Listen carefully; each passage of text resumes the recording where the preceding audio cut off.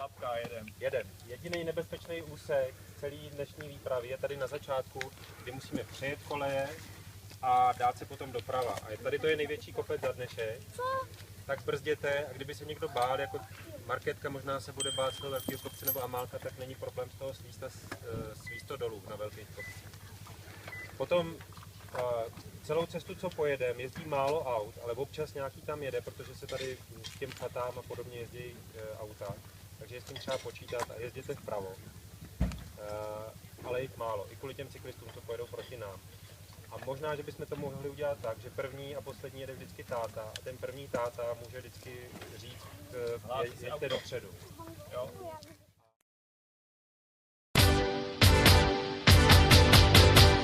Krásný úděl máte dnes. Kráčet k zítřku, žít a kvést. Krásný úděl před očima růst.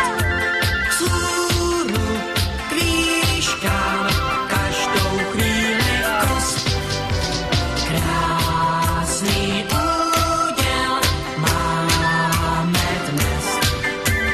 Kráčet k zítřku, žít a kvést. Krásný úděl před očima růst. Vzhůru k výškám každou chvíli kost.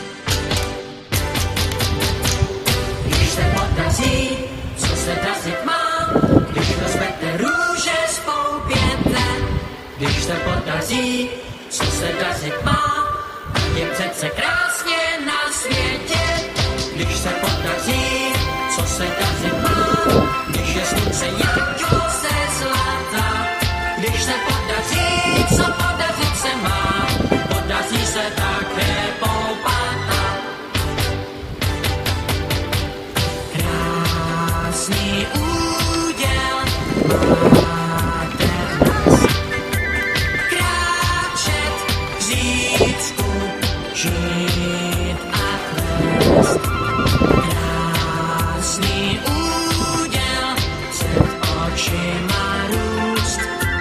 Vzhůru k výškám každou chvíli kost. Krásný úděl máme dnes. Kráčet k zítřku, žít a kvést. Krásný úděl před očima růst. Vzhůru k výškám každou chvíli kus.